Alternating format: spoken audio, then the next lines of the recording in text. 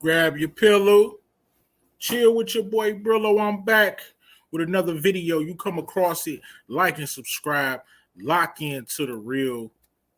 You know the deal. What up, though? It's your boy Brillo. I'm back with another review, another episode. I'm gonna hit you with the quick highlights. We own the city, episode 2. Now, the episode really didn't have a lot of action, so this probably gonna be a quick video, but it's a cop show, and I usually hate cop shows, but I got to admit, We Own the City has got my attention. When I say the actors are doing a great job on the show, because I can't stand these cops. They smug, they just pressing and just causing havoc, wreaking havoc. And I usually hate cop shows, but it has my attention because it just has that gritty vibe. The way it's shot is just it's fantastic. I'm not gonna lie to you, but let's get straight into it. We are on the city, episode 2. It's called part 2. So everybody from the crooked cops from the task force are all getting called in or whatever. So the episode opened up with this guy walking in the hallway, and he walks past Jamel, this guy right here. As he's walking past him, he's hollering at him like, "Yeah, hold it down. Don't tell him nothing. If you don't tell him nothing, then they don't got nothing." But let me tell you, as soon as Jamel gets in the room, he starts spilling his guts about everything. And when I tell you this is the first time that your boy Brillo actually rooted for a snitch, he was telling, I'm like, keep telling, keep running your mouth, because he telling everything. And technically, definitely, he was snitching to get himself out of trouble. He was snitching on the police. So, I mean, I didn't see nothing wrong with it. I'm co-signing the snitch. I rock with Jamel. He was telling everything. I mean, he told more than what they even needed to know. Right? So he told the story about, how he pulled over somebody who was closing on the house, and he robbed him for 11 G's. And then, of course, he got caught for it. They gave him 2 years paid leave. And then when he came back, they put him in a unit with all crooked cops. That's the unit with all crooked cops that we see in episode 1 with my man G Money and all them that's pressing. Like, he actually got rewarded for being a crooked cop to make more money. I mean, he telling on the chief. He like, you thought the chief was not gonna be in on this? Everybody's in on this. So the episode, of course, they time jump, and that's could be a tad bit confusing for me, but you'll get the hang of it. So it's time jumping, and it time jump to the from the future, of course, to the past, and it shows a rookie cop getting taught. Hawkins is getting taught by this guy, right? By his partner, and his partner is basically schooling him, telling him all that stuff you learned in the academy. Scratch that. That's not how we do things. It's Baltimore, and this dude sound like he really from Baltimore. I will be willing to bet that this dude that was in charge, this older cop, was definitely from Baltimore. And he's kind of giving him the land, like they're arresting people. They don't really have charges on them. Like they're about to arrest a man for sitting on his porch. They're arresting people for loitering, and their thing is they playing the numbers game. They're trying to get the murder rate down, and they figure if I lock you up, even if it don't stick, you can't kill nobody tonight, or nobody can kill you. So kind of makes sense in a way, but it's still dirty as ever. Like, they arrested 3 dudes that was standing on the corner. They wasn't even bothering nobody. They just happened to have a little sack of weed on them, and all 3 of them went to jail. And this is also how they finesse and get their overtime. So this cop is schooling them all the way, and it kind of parallels to the future as well,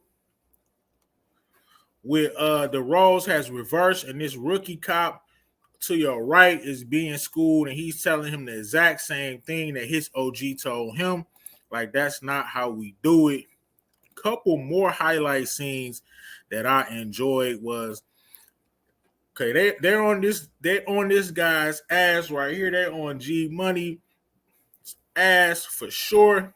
He's calling his main man who they hit the lick on or whatever, and he's like, they got him on the wire. The other cops, they got him on the wire. The cops from the other county, that's actually good cops, they got him on the wire talking to him. So they definitely building the case on this dude. And this dude said a funny thing, like, I don't even know who I'm talking to on the phone. Like, nice try. Of course, you know who you talking to. And we find a picture right here, but your boy Herschel is a legend in the hood. He actually they played a rap song by a rapper who was actually giving some bars about Herschel.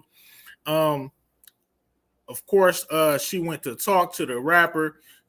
He didn't really give her much information. Well, he actually did give her information. He said it's all in the song. You know what I'm saying? Basically, if you want to know how it goes down, and yes, they took money from me. They pressed me even when I made this rap. Of course, they pressed me. So these cops, they really think they own the city. And like, this is a great title for this because they are moving indiscriminately and just wreaking havoc. Like, they arresting people for no reason at all. So she goes to talk to Herschel finally, and he was low-key a little polite with her. He didn't give her nothing. Of course, he was smug, but a lot of people were saying she didn't go hard enough. But trust me, she's going to go hard. She's going to end up ethering this dude before it's all said and done. Of course, you know that. So Herschel kind of just told her, like, you have a good day. I'm out of here. But he has reached legendary status in the hood. And it just paralleled from, this scene right here when he first started being a cop into this scene right here when he's a veteran and trying to instill his own crooked beliefs on this rookie. Right? But this rookie, they showed in another scene, another flashback scene for the future. He's actually working with internal affairs the civil rights unit to help them because he's not going for it. So we do have some good cops in here. But when I tell you, this guy makes me want to crack his head, and this guy right here that was schooling your boy makes me want to crack his head too. He thought he was too tough. He told my man that was sitting on his own porch he was going to arrest him. Bro, I'm sitting on my porch. Like, dude, y'all are human beings. Like, you're not Superman. You're not Batman. You're not a superhero. Like, they just think they so tough around here. I don't know if I could have made it. Like, I'm glad. Hopefully I don't have any run-ins with any cops like this because you catch me on a bad day and I might say the wrong thing and they definitely gonna crack my head. So essentially, what else happened in the episode? That was pretty much it. Like, even though it wasn't a lot of action, I enjoyed the episode. It kind of filled it in, gave us some plots. Favorite scene, of course, this dude coming down, telling him to hold it down. And this man, the snitch of all snitches. My God, Jamel, I never thought I would be rooting for a snitch, but I'm like, say it. Say it. I was loving him ratting on these cops. And he telling on everybody. He definitely trying to get the best deal. They trying to tell him, he telling more than what they like, you wasn't gonna tell us. He like, I just didn't get to that yet. He is telling everything on how crooked it is from the top to the bottom. And they're shocked. The feds in there are just shocked at the level that this corruption goes to. So if I had to rate this episode, we on the streets. If I had to rate the episode, of course, bro, the big review, we go by the trap scale. Shout out to Pretty Girl Love Trap content. So, nickel bag of F, dime bag of D, quarter pound C, half bird, B, whole chicken A. I'm gonna have to give this a half a bird, even though it was a filler episode. I definitely enjoyed it, which is odd because y'all, I don't watch cop shows. I know that there's some good police. I'm not gonna bash the police at all, but I don't watch cop shows. They don't entertain me. Even when I was watching The Wire, the cops used to irritate me. But for some reason, this particular show, even though it's hard to watch the cops act like this, I can't. I mean, the first 2 episodes have been great. I wish it was more than 6 episodes. So there you have it. Before we get up out of here, if you haven't made your way to check out the Tournament of Gangsters round 2, make sure you do that for your boy. And y'all, I've been stuck on that 845 for a minute. You know, just turn me up a little bit if you can find it in your heart. Subscribe. You see what it say? Below the big review, subscribe. Lock into the real.